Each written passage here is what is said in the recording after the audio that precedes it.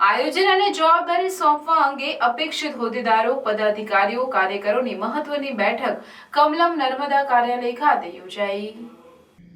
રાજપીપળા ખાતે ભારતીય જનતા પાર્ટીનું કાર્યાલય કમલમ નર્મદા ખાતે ભારતીય જનતા પાર્ટીના અપેક્ષિત હોદ્દેદારો, કાર્યકરો, પદાધિકારીઓની મહત્વની બેઠક બોલાવાઈ હતી। રાજપીપળા ખાતે ભારતીય જનતા પાર્ટીનું કાર્યાલય કમલમ નર્મદા તૈયાર થઈ ગયું હોય તેના વિધિવત લોકાર્પણ ભારતીય જનતા પાર્ટીના પ્રદેશ અધ્યક્ષ CR પાટીલના વરદ હસ્તે થનાર હોય। લોકાર્પણ કાર્યક્રમ આગામી સપ્તાહમાં યોજવા અંગે અને તેના આયોજન માટેની મહત્વની બેઠક યોજાઈ હતી। આ બેઠકમાં જવાબદારી ઉપરાંત છોટાઉદેપુર લોકસભા બેઠકના ભાજપના ઉમેદવાર જશુભાઈ રાઠવાને 5 લાખથી મતોથી વિજય બનાવી લક્ષ્યાંક નક્કી કરેલ હોય। છોટાઉદેપુર લોકસભામાં સમાવિષ્ટ નાંદોદ વિધાનસભા મત વિસ્તારમાંથી 1 લાખ મતથી વધુ જીત મેળવવા અંગેનો લક્ષ્યાંક નિર્ધારિત કરાયો હતો। આ લક્ષ્યાંક પૂર્ણ કરવા ઉપસ્થિત અપેક્ષિત હોદ્દેદારોને વિવિધ પ્રકારની જવાબદારી સોંપાઈ હતી।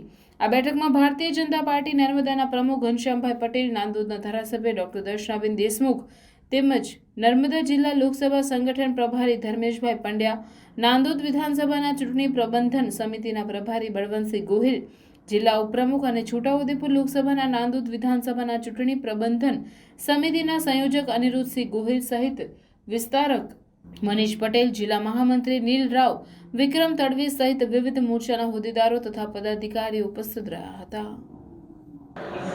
આગામી લોકસભાની ચૂંટણીને ધ્યાનમાં લઈને છોટાઉદેપુર મત વિભાગમાંથી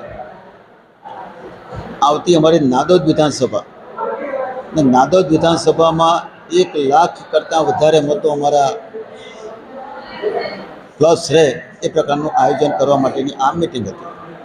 આ મિટિંગમાં મારી સાથે અમારા પ્રભારી પ્રોફેસર ધર્મેશભાઈ પંડ્યા, અમારા ધારાસભ્ય બેન ડૉક્ટર દર્શનાબેન દેશમુખ, જિલ્લા પંચાયતના પ્રમુખ ભીમસિંહભાઈ, અમારા પ્રભારી હરબંતસિંહજી, સંયોજક અનિરુદ્ધસિંહજી, આ તમામ કાર્યકર્તાઓએ ભેગા થઈને આનું આયોજન આજે અમે કર્યું છે અને મને વિશ્વાસ છે કે અમે 1 લાખ કરતાં વધારે મતોથી આગળ રહીશું।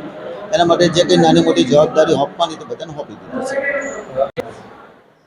છોટાઉદેપુર મત વિભાગના અમારા ભારતીય જનતા પાર્ટીના ઉમેદવાર તરીકે શ્રી જશુભાઈ રાઠવાનું નામ આજે આવી ગયું અને ભરૂચ લોકસભાના ઉમેદવાર તરીકે ઘણા દિવસ પહેલાં આદરણીય મનસુખભાઈ વસાવા સાહેબનું નામ જાહેર કરવામાં આવેલ છે।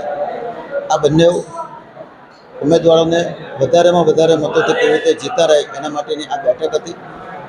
સાથે સાથે આ ભારતીય જનતા પાર્ટી નર્મદા જિલ્લાનું કમલમ અમારું કાર્યાલય, અમારું હેડક્વાર્ટર, અમારું ઘર આજે અહીં બની ગયું છે।